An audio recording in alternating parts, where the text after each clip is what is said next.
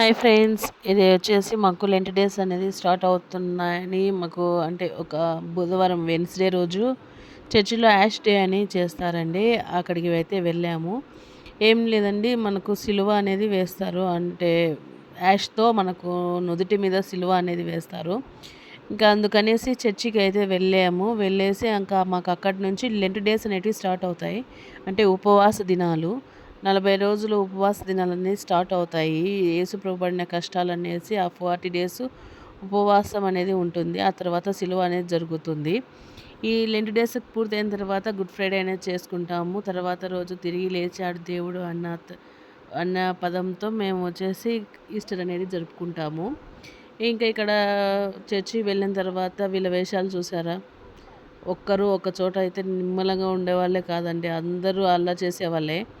ఇంకా వీళ్ళు అల్లరి చేసుకుంటూ ఉన్నారు. అక్కడైతే ప్రేయర్ జరుగుతుంది.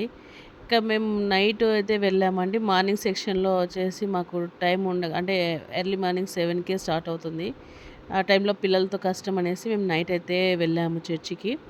ఇక చర్చి వెళ్ళిన తర్వాత ఇక్కడ కొంచెం వీడియో అయితే కెన్నీ తీసుకుంటుంది వీడియోసు. తీసుకున్న తర్వాత ఇంకా చర్చి అయిపోయింది ఇప్పుడు. మేము చర్చి అయిపోయిన తర్వాత ఒక ఫోటో అనేది తీసుకున్నాము ఇక్కడ. తీసుకున్న తర్వాత రిటర్న్ అయితే ఇంటికి బయలుదేరాము. ఇక్కడి నుంచి ఇంకా లెంట్ డేస్ కాబట్టి ఉపవాస దినాలనేది స్టార్ట్ అవుతుంది. ఓకే ఫ్రెండ్స్, ఈ చిన్న షార్ట్ వీడియో మీకు నచ్చిందనుకుంటున్నాను. Okay, bye.